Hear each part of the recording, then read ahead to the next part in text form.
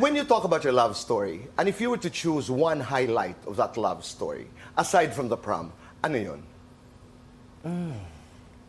For me, the one thing that sticks out is yung pag-reconnect namin after namin trinay i-kill yung spark. You tried to kill the spark. Yeah. Yes, Ayaw Tito niyo talaga? Boy. It wasn't the right time, Tito Boy. He was in a relationship then and Okay. I was a wreck. Okay, so parang iniiwasan yung magkaroon ng spark, okay? Yeah, kasi parang feeling namin hindi siya yung tamang oras, tamang Panahon. sitwasyon. Anong ginawa niyo? We had Oh to... my gosh. Oh, talagang he had to...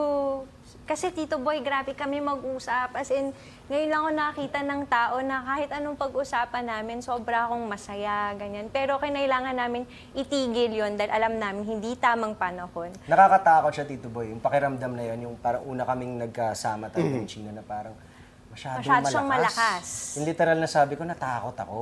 So, nung parang nag-reconnect kami after nung panahon na yun, doon na yung... Naalala mo kung saan?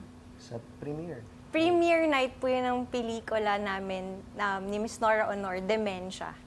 Oh. Tapos nakakatawa, Tito Boy, kasi naka-bride costume ako na ghost. Tapos nakita ko ulit siya na gano'n. Tapos yung unang sinabi namin sa isa't isa,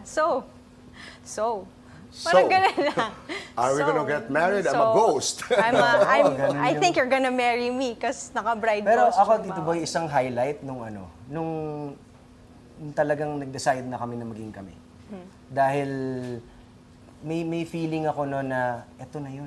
Ang dami ko pang paligoy-ligoy, nakita niya ako. How did you know?